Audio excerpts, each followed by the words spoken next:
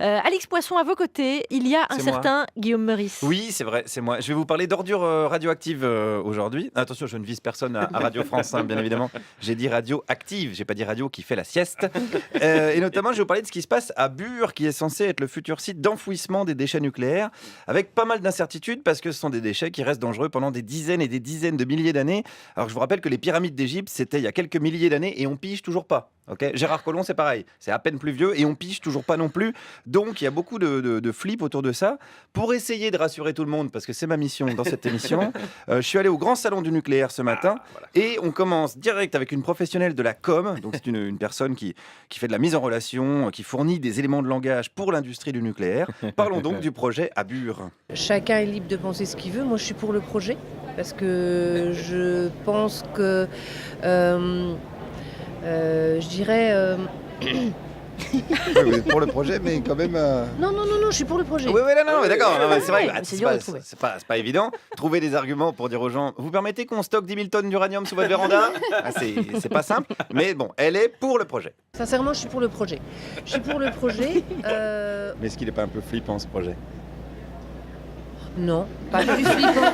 Pas plus flippant que de laisser les déchets au pied des centrales. Ah bah oui, bah vous êtes bien sympa hein, les gens, mais qu'est-ce qu'on en fait des déchets hein? On va pas les laisser là au pied des centrales, c'est pour ça qu'on les met dans votre jardin. Voilà, hein, soyez pas pénibles. Les opposants, c'est vrai que c'est toujours chiant. D'ailleurs, qu'est-ce qu'elles pensent des manifestants? Chacun est libre de s'exprimer, sans violence, sans... Mais bon.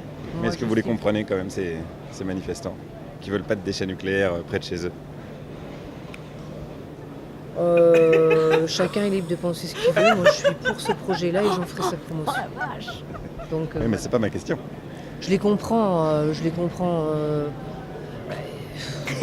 C'est une question piège. Ça. Ouais, c'est la réponse même que je dirais Question piège. qui est piège. hein. Donc là, C'est un terrain c'est une dangereux. spécialiste de la com. là. C'est la com, elle fait de la mise en Il y a pas relation, au-dessus, du quoi. conseil. Vachement Ouais. bien. Ouais, là, elle avait le compteur Gégère à 10 000, mais il faut quand même pas paniquer. Je rappelle que je suis là pour rassurer vraiment tout le monde. Tout est une question de pédagogie. Il faut bien expliquer qu'on maîtrise tous les risques en France, y compris au niveau de la problématique de l'enfouissement. Mais on maîtrise les risques jusqu'à quand? Il y a une période de réversibilité sur le projet d'enfouissement. On estime que d'ici quelques années, ce problème sera réglé. Mais est-ce qu'on est sûr? Ça fait partie des risques. Je pense qu'on trouvera des solutions. Oui, non, on va se démerder. Non, mais parce que c'est Michel qui s'en occupe, puis là, il est en congé paternité. Il n'a pas eu le temps de se poser la question de savoir si ça allait nous péter à la gueule dans quelques années.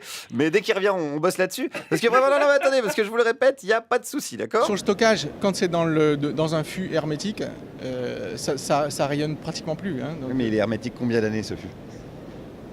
quand il est à l'intérieur, ça c'est conçu pour. Oui, hein. c'est bon, c'est conçu pour ça. Bon, on maîtrise, voilà. Parce que non, mais on a tendance à paniquer parce que c'est vrai que si on tape incident nucléaire en France sur Internet, ça vous donne vraiment envie de vous faire des sandwichs à l'iode, de bouffer que de l'iode tous les jours, de sniffer de l'iode. Hein, d'ailleurs, Hippolyte a déjà testé à mon avis. Mais je vous rappelle, restez calme. Tout est un problème de communication. Le logo du nucléaire est déjà anxiogène, on voit des têtes de mort, etc.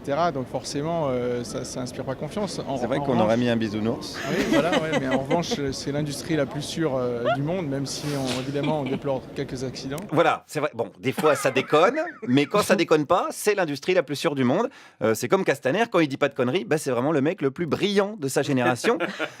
D'ailleurs, au niveau de la sécurité des centrales nucléaires, On sait qu'on peut pas rentrer comme dans un moulin, hein, entre guillemets. Donc, dans les centrales, on a vraiment des passe-droits, il faut faire tout un tas de documents avant de pouvoir accéder sur un chantier. Greenpeace a prouvé le contraire il y a pas si longtemps.